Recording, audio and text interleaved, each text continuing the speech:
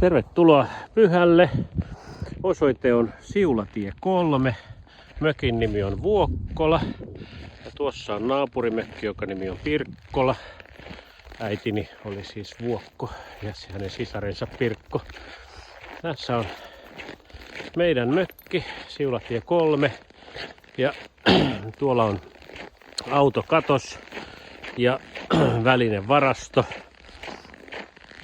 Volvon voi ajaa katoksesta pois, niin siellä on sähköpaikka tai moottorikelkan. Volvo on varmaan helpompi ajaa, se on tuossa talven.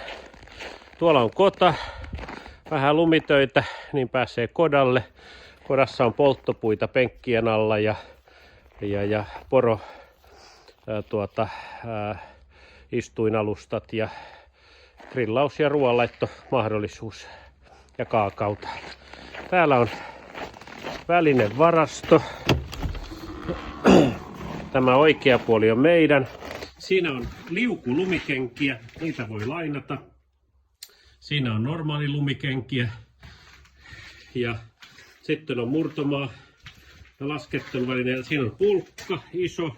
Tuolla voi myös polttopuita viedä tuonne mökille tästä autokatoksesta. Ja sitten siinä on liukureita ja muuta tollaista. Näitä voi tästä käyttää. Niin potkukelkkoja on pari kappaletta. Noin. Ja tämä sitten lukkoon lähtiessä. Ja tässäpä tämä. Ehkä tuossa on vielä, tuossa on peltisanko, johon voi tuhkat laittaa, ja tuolla on polttopuita lisää.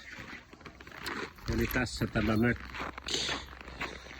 Ja vaikka tuossa on jätekatos, niin jätteet viedään, tämä on tärkeää, jätteet viedään joko kaupalle tai sitten tästä kun menee oikealle muutama 10 metriä ja on pulkkarinteen yläosassa, niin siellä pulkkarinteen alhaalla on myös jätekeräyspisteet. Eli meiltä ei haeta roskia täältä, vaan ne viedään jätekeskuksiin joko kaupalle tai tuohon pulkkarinteelle.